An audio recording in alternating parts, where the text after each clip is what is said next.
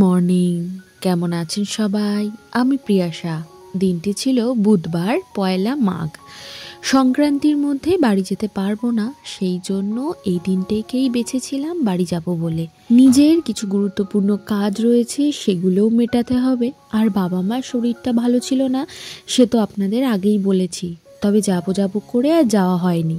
আর গৃহস্থ বাড়িতে এই সংক্রান্তি পার্বণ একটু যেহেতু মেনে চলা হয়, সেই জন্য গতকাল আর যাওয়া হয়নি। প্রথমে ভেবেছিলাম, মাথায় ছিল না, তো ভাবলাম আজ সকাল সকাল বেরিয়ে পড়ব। তবে বাবার আসার কথা ছিল, কিন্তু বাবার মার্কেট থাকার কারণে বাবা বলল আমি টোটো পাঠিয়ে দিচ্ছি, তুই চলে আসিস। তো সকালবেলাতে তো কর্তামশাইয়ের কলেজ ছিল, সেই জন্য একটু তাড়াহুড়োই লেগে গেছিলো। ঝটপট করে সমস্ত কিছু সেরে, নিজেও স্নান ধানটা সেরে তুলসীতলায় জল দিয়ে একেবারে চুলটা আঁচড়ে নিয়েছি। এইবার ছেলেকে রেডি করে নিজেও টুক করে রেডি হয়ে যাব।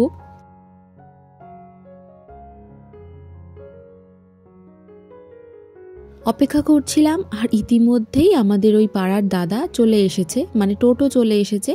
তো সেই শুনে ছেলে তো ছুটতে ছুটতে নিচে এসেছে, তবে আমিও এসেছি ব্যাগপত্র নিয়ে। কিন্তু এর মধ্যেই হঠাৎ না মনে পড়ছে যে আমি কিছু নিইনি, কিন্তু কি নিইনি সেটা মনে করতে পারছিলাম না। তো যথারীতি মাকে বলে আমি তো বাইরে বেরিয়েছি। তারপরে টোটোয় উঠে মনে পড়লো, আরে আমি তো সোয়েটারই নিইনি। আর যদি সোয়েটার নিই, আমাদের এই বাজার পেরোলেই না, মানে বাড়ির আগের কথা বলছি, ওইখান থেকে পুরো ঠান্ডা হাওয়া দিতে শুরু করে। আমাদের চৌরাস্তার পর থেকে আমাদের এদিকের ওয়েদার পুরো বদলে যায়। আবার এদিক থেকে আমাদের বাজারের মানে বাজার থেকে ভেতরের ওই গ্রামের রাস্তা ধরলেই বোঝা যায় যে ওয়েদার কতটা চেঞ্জ। সেই জন্য বড় মাকে টাটা বলে বেরিয়ে পড়লাম আমি ছেলেকে নিয়ে। ভাগ্যিস মনে পড়েছিল টোটোয় উঠে, নইলে পরে তো আবার খানিকটা যদি এগিয়ে যেতাম, সে তো আরেক কাণ্ড হতো। যদিও বা ও বাড়িতে সোয়েটার আছে, তাও আর কি। তবে আজকে বাড়ি যাচ্ছি, তার একটা বিশেষ কারণও আছে। সেই কারণটা অবশ্য আমি আপনাদের বাড়িতে গিয়েই বলবো। খানিকটা দূর এগোনোর পরেই দেখলাম মেন রাস্তাতে কাজ হচ্ছে ওই সাইডটায়। তো এই সাইডটা দিয়েই গাড়ি চলাচল করছে। আর এই যে এই দিকটাতে মনে হচ্ছে পাইপ বসবে। তবে আজকে যেখানটায় আমাদের বাজার বসে, সেখানটাতে যেহেতু একটু বেলা হয়ে গেছে, দেখলাম শেষ মাত্র কিছুই মালপত্র এখন তোলা হচ্ছে। আর খানিকটা দূর এগোতে চোখে পড়লো দূরে ওই যে সর্ষে ফুল। এখন তো চারিদিকে সর্ষে ফুলে ভরে গেছে। এদিকে আবার সরস্বতী ঠাকুর বানানো হচ্ছে, কারণ সামনে আবার সরস্বতী পুজো আসছে। এবার আমাদের বাড়িতেও পুজো হবে, জানেন তো, ছেলের হাতে করি। অবশ্যই চেষ্টা করবো ব্লগটা দেওয়ার। এই যে এই মোটা মোটা পাইপগুলো বসবে, সেই জন্যই কাজ হচ্ছে। আর গ্রামের রাস্তাতে ঢুকলেই দুপাশেই তো খালি সর্ষে ফুল আর সর্ষে ফুল। এই সাইডটাতেও তাই, আবার এই আমার ডান দিকে আর কি, সেদিকেও তাই। আমাদের এই গ্রামের রাস্তাটা তো আমার বেশ লাগে। আরেকটা আছে, সেটা ভেতর দিয়ে যেতে হয়। আগের যখন চ্যানেলটা ছিল সেখানে বেশ কিছু ভিডিও ছিল, তখন এই রাস্তাটা ভালো ছিল না, সেজন্য ওই রাস্তা দিয়ে যাতায়াত করতাম। তখন বেশ কটা ভিডিও ছিল আর কি। তো আবার চেষ্টা করব, যদি কখনো ওই দিক দিয়ে যাই, তো সেই ভিডিও ক্লিপগুলো আপনাদের সাথে শেয়ার করার। দেখুন না, এই রাস্তার খানিকটা এগোতেই আবার যখন ফাঁকা মাঠটা পড়ে, দেখছেন দূরে খালি সর্ষে ফুল আর সর্ষে ফুল। আমাদের এদিকে তো ধান, সর্ষে, গাদা এগুলো খুবই চাষ হয়। একটা সময়ে শুনেছি আমাদেরও নাকি হতো। তবে আমার চোখে আমাদের পাশের আমার বান্ধবীদের আর কি দেখেছি সর্ষে ফুল, আমাদের কখনো হয়নি। আমাদের একবার খেয়াল আছে সূর্যমুখী চাষ হয়েছিল। আর আপনাদের সাথে কথা বলতে বলতে আমি চলেও এসেছি বাড়ির কাছাকাছি, মানে এই যে আমাদের মাঠ। তো দাদা বলল নাবিস না, আমি একদম বাড়ি অবধি না দিয়ে আসছি, তো নামিয়ে দেবে টোটোটা আর কি।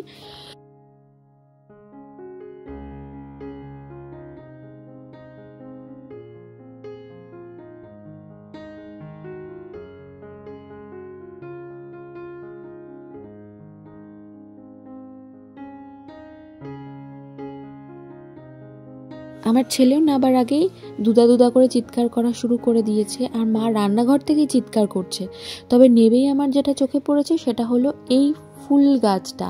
এটাকে যে কি ফুল গাছ বলে না, আমি নিজেও জানি না। মালি এরম কিছু বোধহয়, আমি সঠিক জানি না, অনেকটা বেল জুই ওরকম টাইপের হয়। তো যাই হোক, পুরো প্লাস্টিক ফুলের মতো লাগছে। আর পাশের বাড়ির এক পিসি বসেছিল, মার সাথে গল্প করছিল। ছেলেকে দেখা মাত্রই ছেলের ওই বেলুনটা নিয়ে খেলা আরম্ভ করেছে, যেটা ও বাড়ি থেকে নিয়ে এসেছে। মা তো ওকে যে কতবার আদর করে ফেললো আসার থেকে তার ঠিক নেই, তবে ওর নজরটা অন্যদিকে। মা রান্না করছে তো ওর ইচ্ছা একটুখানি সেটাই নেড়ে দেবে, কারণ ও জল তো ভীষণ প্রিয়। আর খানিকক্ষণ বসার পরেই বাবাও চলে এসেছে, ব্যাস। তো বাবা আজকে বললাম না যে মার্কেটে গিয়েছিল, যার জন্য আমাকেও আনতে যেতে পারেনি। তো আমার তো বাড়ি আস্তে আস্তে প্রায় ধরুন ওই 12টা 10-15 হয়ে গেছে, তারও বেশ কিছুক্ষণ পর। তো এত দেরিতে বাবা যদি আনতে যেত, বাবারও খাওয়া দাওয়া হতো না, স্নান ধান তো ছেড়েই দিন, শীতের বেলা তো। তো একদিকে ভালোই হয়েছে। আর বাবা কি নিয়ে এসেছে দেখুন, এখানে প্রায় 3.5 কিলোর মতো বাতাসা আছে, যেটা আজকে লুট দেওয়া হবে, সাথে আরও কিছু ফল সবজি এসবও এনেছে। এই লুটটা কোথায় দেওয়া হবে সেটা ওই বললাম না আপনাদের যে একটা বিশেষ কারণের জন্য আমি বাড়ি যাচ্ছি। আমাদের সামনেই একটা বারোয়ারি কীর্তন হচ্ছে, তো সেখানেই সন্ধ্যাবেলা যাব, আর আপনাদেরও সাথে নিয়ে যাব, দেখাবো এখানে আমাদের কীর্তন কেমন হয়। সেখানেই আজকে লুটের জন্য এই বাতাসা আনা হয়েছে, যেটা আমার পুটুলির জন্মের ওজন অনুযায়ী আনা হয়েছে। সেই ওজন অনুযায়ী আর কি বাতাসাটা আজকে ছেটানো হবে সবার মাঝে সন্ধ্যা আরতির পর।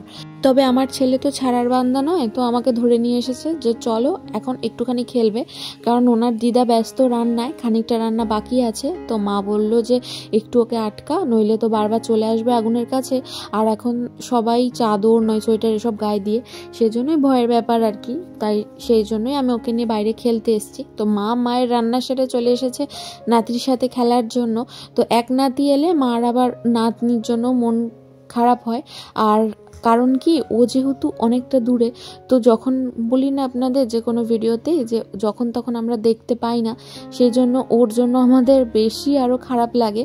তো যাই হোক, এই সমস্ত কথাবার্তা বলতে বলতেই মা এদিকে দুপুরে খাবারটাও দিয়ে দিয়েছে। আজকে আমরা বাইরে রান্নাঘরে বসে খাচ্ছি, বাবা আর ছেলের খাওয়া হয়ে গেছে, আমি আর মাই খাচ্ছি।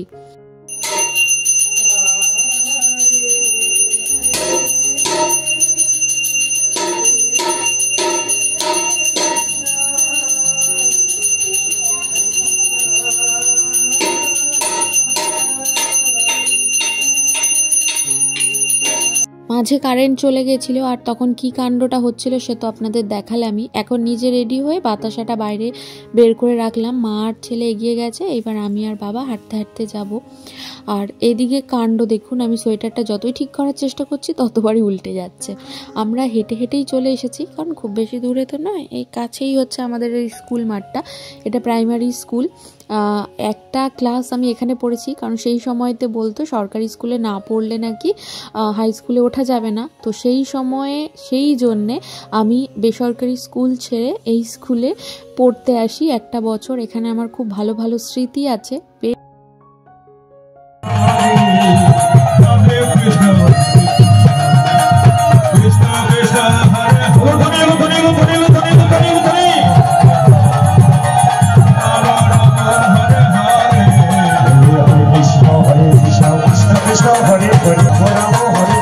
তারপর আস্তে আস্তে নিজের প্রতি ধারণ করে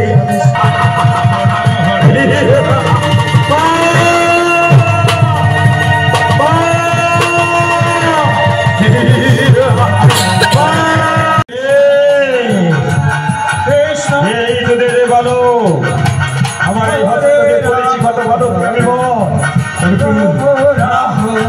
যেভাবে ছলে ফলে কলে কৌশলে ওই ভালো সবাই ভক্ত করতেই হবে। হাই ভালো ভাই ভাই না দুষ্টু ভাই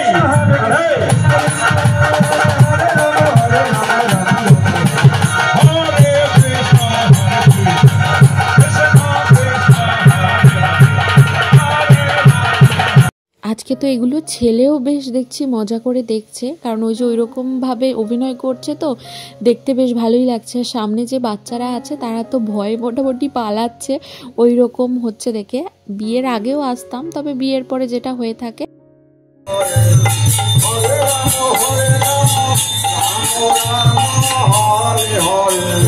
হরে কৃষ্ণ কৃষ্ণ কৃষ্ণ হরে হরে হরে হরে রাম রাম রাম হরে হরে হরে কৃষ্ণ কৃষ্ণ হরে রাম রাম হরে হরে হরে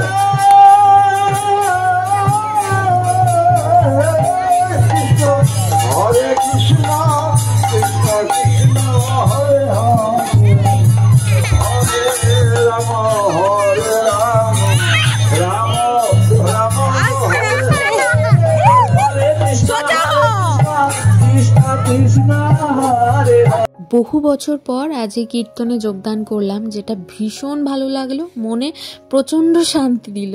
আর এদিকে চলে যাচ্ছিলাম, তবে ওখানকার দাদারা সবাই যেহেতু খাওয়া দাওয়া করে, আগেও হতো, আমি ছেলের জন্যই ভাবছিলাম, তো সবাই বললো খাওয়া দাওয়া করে যেতে, সেজন্য একবার রাতে খাওয়া দাওয়া করে এইবার আমরা যাব।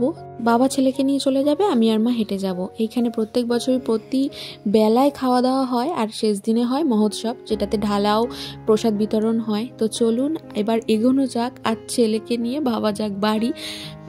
আজ তাহলে ভিডিওটা এখানেই শেষ করছি। যদি কিছু ভালো লেগে থাকে লাইক শেয়ার কমেন্ট করতে ভুলবেন না, নতুন হলে সাবস্ক্রাইব করবেন। সবাই ভালো থাকবেন, সুস্থ থাকবেন, সাবধানে থাকবেন। আবার হাজির হব খুব তাড়াতাড়ি নতুন একটা ভিডিওর সাথে। আজ তাহলে আসি।